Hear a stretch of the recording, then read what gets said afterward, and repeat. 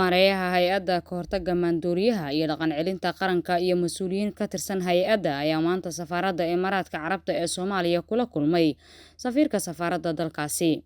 Labada mas'uul ayaa ka wada hadlay arrimaha ka hortagga maandooriyaha iyo hirgelinta nidaamka dhabaha u xaaraya horumarka iyo dhaqan toosinta dhalinyarada ay dhibaatada ku hayso balwadda iyo maandooriyaasha noocyadooda kala duwan oo isticmaalkoodu uu soo batay.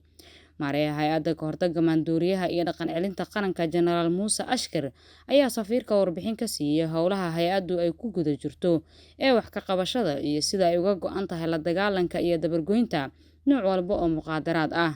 Safiirka dowladda Imaaraadka Carabta ee Soomaaliya Axmed Jumca Al-Rumeydi ayaa dhinaciisa ballan qaaday in hay'adda uu ku garab siin doono fulinta howlaha mudnaanta u leh ummadda Soomaaliyeed ee horyaala.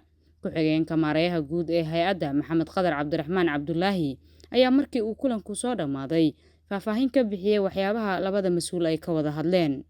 Waxaan maanta kulan la qaadanay safiirka dalka aan saaxiibada nahay dowladda Imaaraadka u fadhiya dalkeena Soomaaliya ayaanu xarunta safaaradda kula kulannay annaga oo ka soconay hay'adda ka hortagga maandooriyaha iyo dhaqan celinta qaran ee Soomaaliya.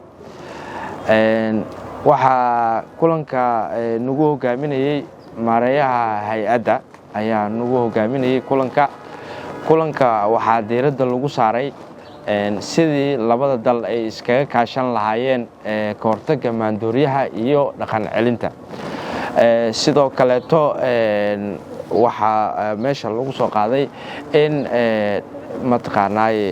labada hay-adood ee u qaabilsan ka hortagga iyo dhaqan celinta maandooriyaha inay iska kaashadaan kana wada shaqeeyaan ayaa lagu soo qaaday.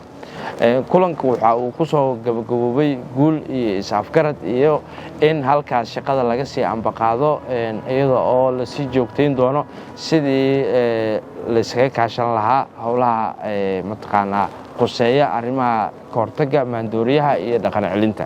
Maandooriyuhu waa aafo dib u dhigta horumarka dhalinteena loona baahan yahay in si wadajir ah looga qayb qaato dabargoyntiisa. Maida Muxiidiin Dhiblaa, warbaahinta qaranka, Muqdisho.